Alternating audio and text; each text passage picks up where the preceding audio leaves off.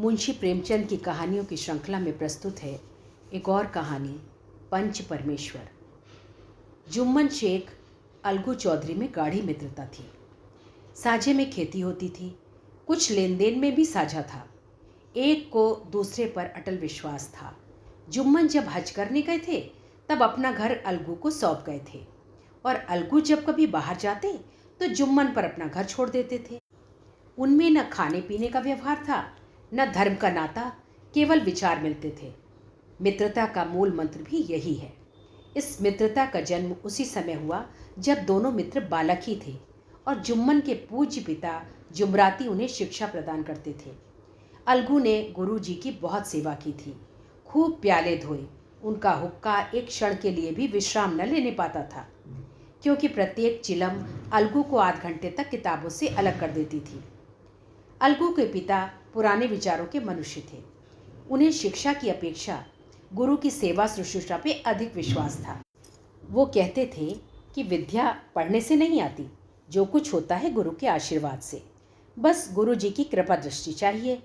अतएव यदि अलगू पर जुमराती शेख के आशीर्वाद अथवा सत्संग का कुछ फल ना हुआ तो ये मानकर संतोष कर लेना कि विद्योपार्जन में मैंने यथाशक्ति कोई बात उठा नहीं रखी।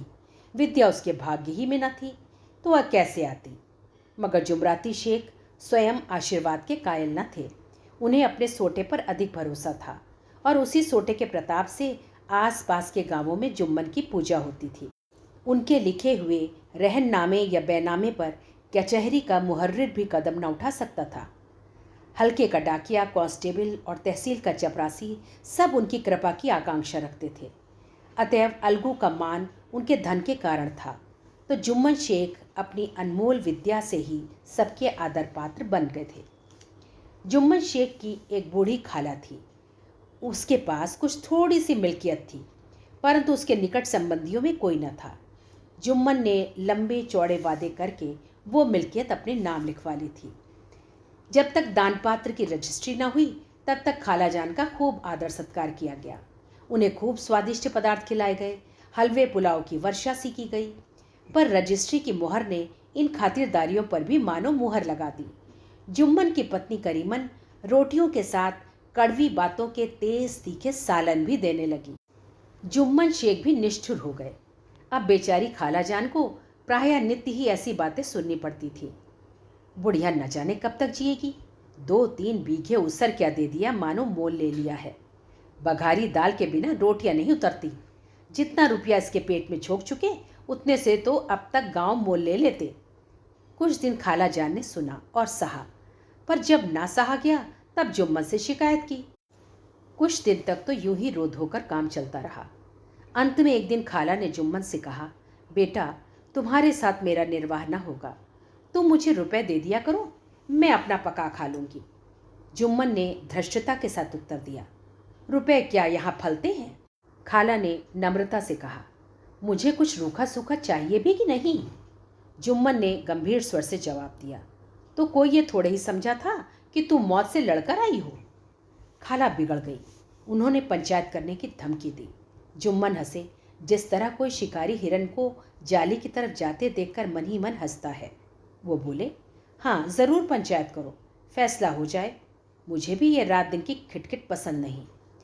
पंचायत में किसकी जीत होगी इस विषय में जुम्मन को कुछ संदेह न था। आसपास के गांवों में ऐसा कौन था उसके अनुग्रहों का ऋणी न हो? ऐसा कौन था जो उसको शत्रु बनाने का साहस कर सके? किसमें इतना बल था जो उसका सामना कर सके? आसमान के फरिश्ते तो पंचायत करने आवेंगे ही नहीं। इसके बाद कई दिन तक बूढ़ी खाला हाथ में लकड़ी लिए आसपास के गांवों में दौड़ती रही। कमर झुककर कमान हो गई थी। एक एक पग चलना दूभर था, मगर बात आ पड़ी थी। इसका निर्णय करना जरूरी था।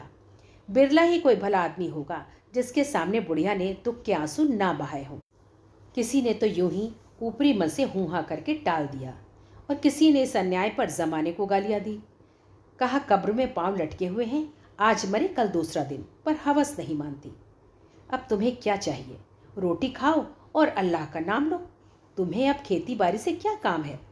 कुछ ऐसे सज्जन भी थे जिन्हें हाथ से रस के रसास्वादन का अच्छा अवसर मिला। झुकी हुई कमर, पोपला मुंह, सन के से बाल, इतनी सामग्री एकत्र हो तब हंसी क्यों ना आवे। ऐसे न्यायप्रिय, दयालु, दीन वत्सल पुरुष बहुत कम थे जिन्होंने इस अबला के दुखड़े को गौर से सुना हो और उसको सांत्वना दी हो। चारों ओर से घूम घाम कर बेचारी अलगू चौधरी के पास आई, लाठी पटक दी और दम लेकर बोली, बेटा तुम भी दम भर के लिए मेरी पंचायत में चले आना। अलगू, मुझे बुलाकर क्या करोगी? कई गांव के आदमी तो आवेंगे ही। खाला, अपनी विपत तो सबके आगे रो आई, अब आने ना आने का अख्तियार उनको है। अलगू, यूँ आने को आ जाऊंगा मगर पंचायत में मुंह न खोलूंगा। खाला, क्यों बेटा? अलगू, अब इसका क्या जवाब दूँ? अपनी खुशी, जुम्मन मेरा पुराना मित्र है, उससे बिगाड़ नहीं कर सकता। खाला, बेटा क्या बिगाड़ के डर से ईमान की बात न कहोगे? हमारे सोए हुए धर्म ज्ञान की सारी संपत्ति लुट जाए तो उसे खबर नहीं होती, परंतु ललकार सुनकर वो सचेत हो जाता है, फिर उसे कोई जीत नहीं सकता। अलगू इस सवाल का कोई उत्तर न दे सका, पर उसके हृदय में ये शब्द गूंज रहे थे, क्या बिगाड़ के डर से ईमान की बात न कहोगे? संध्या समय एक पेड़ के नीचे पंचायत बैठी। शेख जुम्मन ने पहले से ही फर्श बिछा रखा था। उन्होंने पान, इलायची, हुक्के, तंबाकू आदि का प्रबंध भी किया था। हाँ, वो स्वयं अलबत्ता अलगू चौधरी के साथ ज़रा दूर पर बैठे जब पंचायत में कोई आ जाता था तब दबे हुए सलाम से उसका स्वागत करते। जब सूर्य अस्त हो गया और चिड़ियों की कलरव युक्त पंचायत पेड़ों पर बैठी तब यहाँ भी पंचायत शुरू हुई। फर्श की एक एक अंगुल ज़मीन भर गई, पर अधिकांश दर्शक ही थे। निमंत्रित महाशयों में से केवल वे ही लोग पधारे थे जिन्हें जुम्मन से अपनी कुछ कसर निकालनी थी। एक कोने में आग सुलग रही थी। नाई ताबड़तोड़ चिलम भर रहा था। यह निर्णय करना असंभव था कि सुलगते हुए उपलों से अधिक धुआं निकलता था या चिलम के दमों से। लड़के इधर उधर दौड़ रहे थे, कोई आपस में गाली गलौज करते और कोई रोते थे। चारों तरफ कोलाहल मच रहा था। गांव के कुत्ते इस जमाव को भोज समझकर झुंड के झुंड जमा हो गए थे। पंच लोग बैठ गए तो बूढ़ी खाला ने उनसे विनती की, पंचों, आज 3 साल हुए मैंने अपनी सारी जायदाद अपने भांजे जुम्मन के नाम लिख दी थी। इसे आप लोग जानते ही होंगे। जुम्मन ने मुझे ताहयात रोटी कपड़ा देना कबूल किया। साल भर तो मैंने इसके साथ रो धोकर काटा, पर अब रात दिन का रोना नहीं सहा जाता। मुझे न पेट की रोटी मिलती है न तन का कपड़ा। बेकस बेवा हूँ, कचहरी दरबार नहीं कर सकती। तुम्हारे सिवा और किसको अपना दुख सुनाऊं? तुम लोग जो चाहे राह निकाल लो, उसी राह पर चलो। अगर मुझ में कोई ऐब देखो तो मेरे मुंह पे थप्पड़ मारो। जुम्मन में यदि बुराई देखो तो उसे समझाओ। क्यों एक बेकस की आह लेता है? मैं पंचों का हुक्म सिर माथे पर चढ़ाऊंगी। रामधन मिश्र, जिनके कई आसामियों को जुम्मन ने अपने गांव में बसा लिया था, बोले, जुम्मन मियाँ, किसे पंच बत्ते हो? अभी से इसका निपटारा कर लो, फिर जो कुछ पंच कहेंगे वही मानना पड़ेगा। जुम्मन को इस समय सदस्यों में से विशेषकर वे ही लोग दिख पड़े जिनसे किसी न किसी कारण उसका वैमनस्य था। जुम्मन बोले, पंचों का हुक्म अल्लाह का हुक्म है। खाला जान जिसे चाहें उसे बदें, मुझे कोई उज्र नहीं। खाला ने चिल्लाकर कहा, अरे अल्लाह के बंदे, पंचों का नाम क्यों नहीं बता देता? कुछ मुझे भी तो मालूम हो। जुम्मन ने क्रोध से कहा, इस वक्त मेरा मुंह न खुलवाओ, तुम्हारी बन पड़ी है, जिसे चाहो पंच बदो। खाला जान जुम्मन के आक्षेप को समझ गई। वो बोली, बेटा खुदा से डरो, पंच न किसी के दोस्त होते हैं न किसी के दुश्मन। कैसी बात कहते हो? और तुम्हारा किसी पर विश्वास न हो तो जाने दो। अलगू चौधरी को तो मानते हो, लो मैं उन्हीं को सरपंच बनती हूँ। जुम्मन शेख आनंद से फूल उठे, परंतु भावों को छिपा कर बोले, अलगू ही सही, मेरे लिए जैसे रामधन वैसे अलगू। अलगू इस झमेले में फंसना नहीं चाहते थे। वे कन्नी काटने लगे, बोले, खाला तुम जानती हो मेरी जुम्मन से गाढ़ी दोस्ती है। खाला ने गंभीर स्वर में कहा, बेटा दोस्ती के लिए कोई अपना ईमान नहीं बेचता। पंच के दिल में खुदा बसता है। पंचों के मुंह से जो बात निकलती है वो खुदा की तरफ से ही निकलती है। अलगू चौधरी सरपंच हुए रामधन मिश्र और जुम्मन के दूसरे विरोधियों ने बुढ़िया को मन में बहुत कोसा। अलगू चौधरी बोले, शेख जुम्मन, हम और तुम पुराने दोस्त हैं। जब काम पड़ा तुमने हमारी मदद की है और हम भी जो कुछ बन पड़ा तुम्हारी सेवा करते रहे हैं, मगर इस समय तुम और बूढ़ी खाला दोनों हमारी निगाह में बराबर हो। तुमको पंचों से जो कुछ अज करनी हो करो। जुम्मन को पूरा विश्वास था कि अब बाजी मेरी है। अलगू ये सब दिखावे की बातें कर रहा है। अतएव शांत चित्त होकर बोले, पंचो 3 साल हुए खाला जान ने अपनी जायदाद मेरे नाम हिब्बा कर दी थी। मैंने उन्हें ताहयात खाना कपड़ा देना कबूल किया था। खुदा गवाह है, आज तक मैंने खाला जान को कोई तकलीफ नहीं दी। मैं उन्हें अपनी माँ के समान समझता हूँ। उनकी खिदमत करना मेरा फ़र्ज़ है। मगर औरतों में ज़रा अनबन रहती है, उसमें मेरा क्या बस है। खाला जान मुझसे माहवार खर्च अलग मांगती है। जायदाद जितनी है वो पंचों से छिपी नहीं। उससे इतना मुनाफा नहीं होता कि माहवार खर्च दे सकूं। इसके अलावा हिब्बा नामे में माहवार खर्च का कोई जिक्र नहीं तो मैं भूल कर भी इस झमेले में ना पड़ता। बस मुझे यही कहना है। आइंदा पंचों का अख्तियार है, जो फैसला चाहे करे। अलगू चौधरी को हमेशा कचहरी से काम पड़ता था, अतः वो पूरा कानूनी आदमी था। उसने जुम्मन से जिरह शुरू की। एक एक प्रश्न जुम्मन के हृदय पर हथौड़ी की चोट की तरह पड़ता था। रामधन मिश्र इस प्रश्नों पर मुग्ध हुए जाते थे। जुम्मन चकित थे कि अलगू को क्या हो गया है। अभी ये अलगू मेरे साथ बैठी हुई कैसी कैसी बातें कर रहा था, इतनी ही देर में ऐसी काया पलट हो गई कि मेरी जड़ खोदने पर तुला हुआ है। ना मालूम कब की कसर ये निकाल रहा है। क्या इतने दिनों की दोस्ती कुछ भी काम ना आवेगी। जुम्मन शेख तो इसी संकल्प विकल्प में पड़े हुए थे कि इतने में अलगू ने फैसला सुनाया। जुम्मन शेख पंचों ने इस मामले पर विचार किया। उन्हें यह नीति संगत मालूम होता है कि खाला जान को माहवार खर्च दिया जाए। हमारा विचार है कि खाला की जायदाद से इतना मुनाफा अवश्य होता है कि माहवार खर्च दिया जा सके। बस यही हमारा फैसला है। अगर जुम्मन को खर्च देना मंजूर न हो तो हिब्बनामा रद्द समझा जाए। ये फैसला सुनते ही जुम्मन सन्नाटे में आ गया। जो अपना मित्र हो वो शत्रु का व्यवहार करे और गले पर छुरी फेरे, इसे समय के हेर फेर के सिवा और क्या कहें। जिस पर पूरा भरोसा था उसने समय पड़ने पर धोखा दिया। ऐसे ही अवसरों पर झूठे सच्चे मित्रों की परीक्षा की जाती है। यही कलयुग की दोस्ती है। अगर लोग ऐसे कपटी धोखेबाज ना होते तो देश में आपत्तियों का प्रकोप क्यों होता। ये हैजा, प्लेग आदि व्याधियां दुष्कर्मों के ही दंड हैं। मगर रामधन मिश्र और अन्य पंच अलगू चौधरी की इस नीतिपरायणता की प्रशंसा जी खोलकर कर रहे थे। वे कहते थे, इसका नाम पंचायत है। दूध का दूध और पानी का पानी कर दिया। दोस्ती दोस्ती की जगह है, किंतु धर्म का पालन करना मुख्य है। ऐसे ही सत्यवादियों के बल पर पृथ्वी ठहरी है, नहीं तो वो कब की रसातल को चली जाती। इस फैसले ने अलगू और जुम्मन की दोस्ती की जड़ हिला दी। अब वे साथ साथ बातें करते नहीं दिखाई देते। इतना पुराना मित्रता रूपी वृक्ष सत्य का एक झोंका भी न सह सका। सचमुच वो बालू की ही जमीन पर खड़ा था। उनमें अब शिष्टाचार का अधिक व्यवहार होने लगा।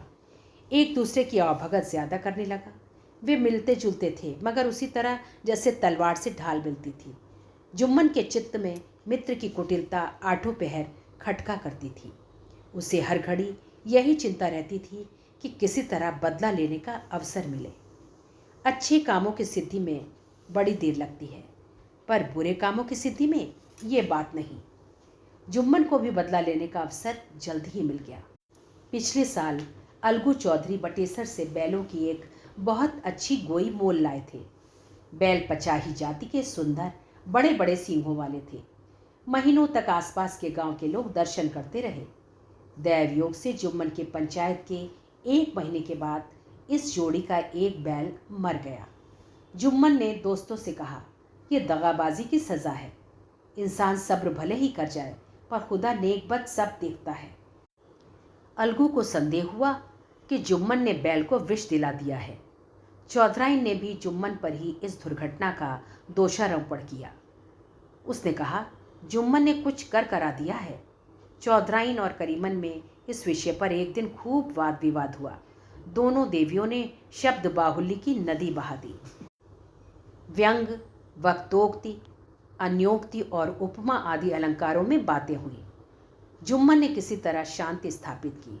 उन्होंने अपनी पत्नी को डांट डपट कर समझा दिया। वो उसे उस रणभूमि से हटा भी ले गए। उधर अलगू चौधरी ने समझाने बुझाने का काम अपने तर्कपूर्ण सोटे से लिया। अब अकेला बैल किस काम का। उसका जोड़ बहुत ढूंढा गया पर न मिला। निदान ये सलाह ठहरी कि इसे बेच डालना चाहिए। गांव में एक समझू साहू थे। वो इक्का गाड़ी हाँकते थे। गांव के गुड़ घी लाद कर मंडी ले जाते, मंडी से तेल नमक भर लाते और गांव में बेचते। इस बैल पर उनका मन लहराया। उन्होंने सोचा, ये बैल हाथ लगे तो दिन भर में बेखटके 3 खेप हों। आजकल तो एक ही खेप में लाले पड़े रहते हैं। बैल देखा, गाड़ी में दौड़ाया, बाल भौरी की पहचान कराई, मोल तोल किया और उसे लाकर द्वार पर ही बांध दिया। 1 महीने में दाम चुकाने का वादा ठहरा। चौधरी को भी गरज थी, घाटे की परवाह न की। समझू साहू ने नया बैल पाया तो लगे उसे रगेदने। वो दिन में 3-3, 4-4 खेपे करने लगे। न चारे की फिक्र थी, न पानी की, बस खेपों से काम था। मंडी ले गए, वहां कुछ सूखा भूसा सामने डाल दिया। बेचारा जानवर अभी दम भी न लेने पाया था कि फिर जोत दिया। अलगू चौधरी के घर था तो चैन की बंसी बजती थी। बैलराम छठे चमाहे कभी बहली में जोते जाते थे। खूब उछलते कूदते और कोसों तक दौड़ते चले जाते थे। वहां बैलराम का रातिब था। साफ पानी, दली हुई अरहर की दाल और भूसे के साथ खली, और यही नहीं, कभी कभी घी का स्वाद भी चखने को मिल जाता था। शाम सवेरे एक आदमी खरहरे करता, पोंछता और सहलाता था।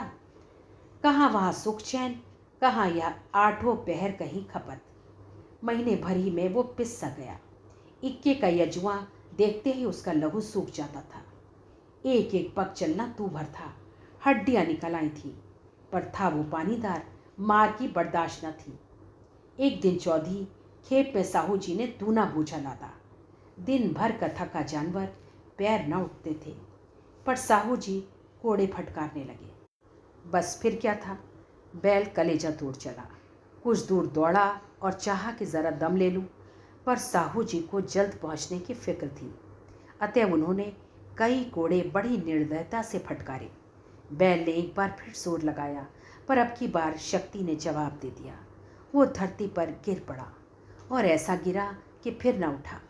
साहू जी ने बहुत पीटा, टांग पकड़कर खींचा, नथनों में लकड़ी ठोस दी, पर कहीं मृतक भी उठ सकता है। तब साहू जी को शक हुआ। उन्होंने बैल को गौर से देखा, खोलकर अलग किया और सोचने लगे कि गाड़ी कैसे घर पहुँचे। बहुत चीखे चिल्लाए, पर देहात का रास्ता बच्चों की आंख की तरह सांझ होते ही बंद हो जाता। कोई नजर न आया, आसपास कोई गांव भी न था। मारे क्रोध के उन्होंने मरे हुए बैल पर और दुर्रे लगाए और कोसने लगे। अभागे, तुझे मरना ही था तो घर पहुंचकर मरता। ससुरा बीच रास्ते में ही मर रहा, अब गाड़ी कौन खींचे। इस तरह साहू जी खूब जले भुने, कई बोरे गुड़ और कई पीपे घी उन्होंने बेचे थे। 200-250 रुपये कमर में बंधे थे। इसके सिवा गाड़ी पर कई बोरे नमक थे, अतएव छोड़कर जा भी न सकते थे। लाचार बेचारे गाड़ी पर ही लेट गए। वही रत जगह करने की ठान ली। चिलम पिया, गाया, फिर हुक्का पिया। इस तरह साहू जी आधी रात तक नींद को बहलाते रहे, पर अपनी जान में तो वो जागते ही रहे। पर पौ फटते ही जो नींद टूटी और कमर हाथ पर रखा तो थैली गायब। घबरा कर इधर उधर देखा तो कई कनस्तर तेल भी न दारत। अफसोस में बेचारे ने सिर पीट लिया और पछाड़ खाने लगे। प्रातः काल रोते बिलखते घर पहुंचे। सहुआइन ने जब यह बुरी सुनावनी सुनी तो पहले तो रोई, फिर अलगू चौधरी को गालियां देने लगी। निगोड़े ने ऐसा कुलच्छनी बैल दिया कि जन्म भर की कमाई लुट गई। इस घटना को हुए कई महीने बीत गए।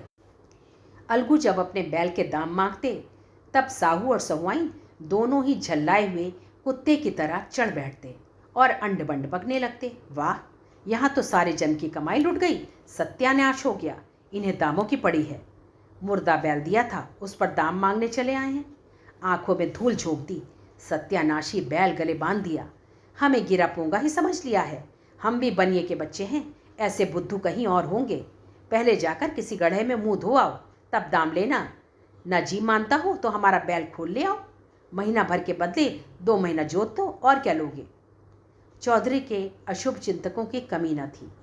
ऐसे अवसरों पर वे भी एकत्र हो जाते और साहू जी के बराने की पुष्टि करते। पर तो 150 रुपये से इस तरह हाथ धो लेना आसान न था। एक बार वो भी गर्म पड़े। साहू जी बिगड़ कर लाठी ढूंढने घर चले गए। अब सहुआइन ने मैदान लिया। प्रश्नोत्तर होते होते हाथापाई की नौबत आ पहुंची। सहुआइन ने घर में घुसकर किवाड़ बंद कर लिए। शोरगुल सुनकर गांव के भले मानस घर से निकले। वो परामर्श देने लगे, इस तरह से काम न चलेगा, पंचायत कर लो, कुछ तय हो जाए, उसे स्वीकार कर लो। साहू जी राजी हो गए। अलगू ने हामी भर ली। पंचायत की तैयारियां होने लगी। दोनों पक्षों ने अपने अपने दल बनाने शुरू किए। इसके बाद तीसरे दिन उसी वृक्ष के नीचे पंचायत बैठी। वही संध्या का समय था। खेतों में कौवे पंचायत कर रहे थे। विवादग्रस्त विषय था कि मटर की फलियों पर उनका कोई स्वत्व है या नहीं, और जब तक ये प्रश्न हल ना हो जाए तब तक वे रखवाले की पुकार पर अपनी अप्रसन्नता प्रकट करना आवश्यक समझते थे। पेड़ की डालियों पर बैठी शुकमंडली में वो प्रश्न छिड़ा हुआ था कि मनुष्यों को उन्हें बेसुरौवत कहने का क्या अधिकार है, जब उन्हें स्वयं अपने मित्रों से दगा करने में भी संकोच नहीं होता। पंचायत बैठ गई तो रामधन मिश्र ने कहा, अब देरी क्या है, पंचों का चुनाव हो जाना चाहिए। बोलो चौधरी, किस किस को पंच बनते हो? अलगू ने दीन भाव से कहा, समझू साहू ही चुन ले।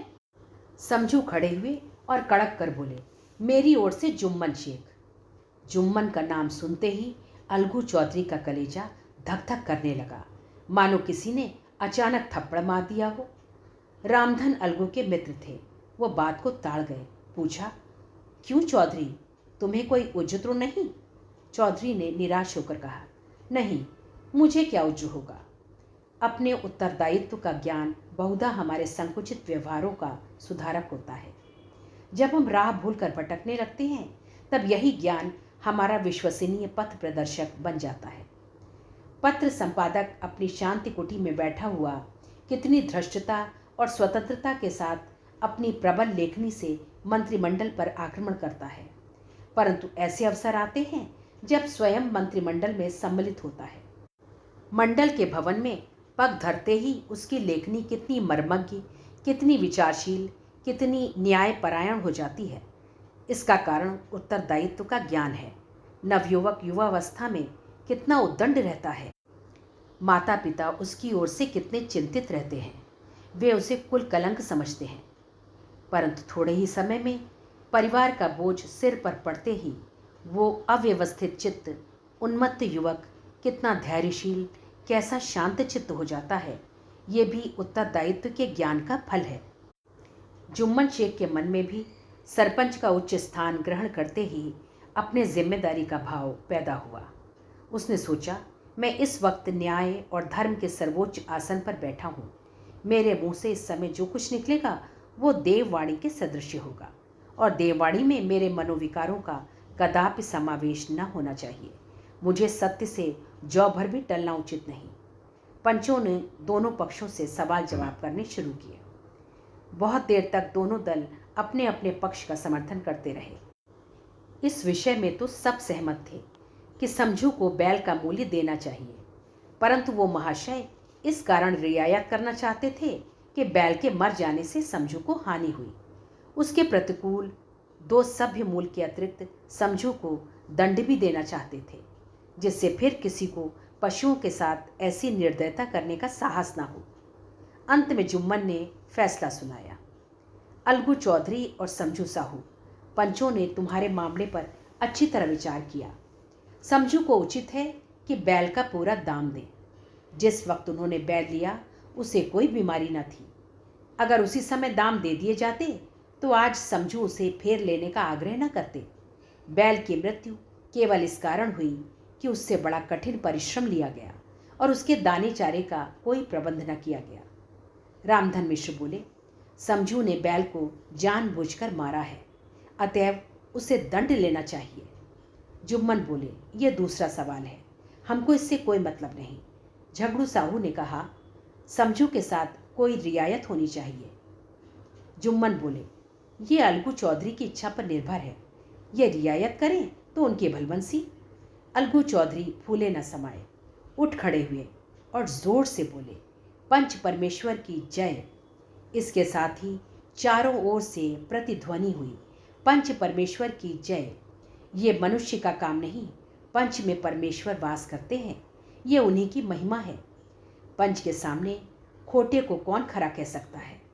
थोड़ी देर बाद जुम्मन अलगू के पास आए और उनके गले लिपट कर बोले, भैया, जब से तुमने मेरी पंचायत की तब से मैं तुम्हारा प्राणघातक शत्रु बन गया था, पर आज मुझे ज्ञात हुआ कि पंच के पद पर बैठकर न कोई किसी का दोस्त है न दुश्मन। न्याय के सिवा उसे और कुछ नहीं सूझता। आज मुझे विश्वास हो गया कि पंच की जबान से खुदा बोलता है। अलगू रोने लगे।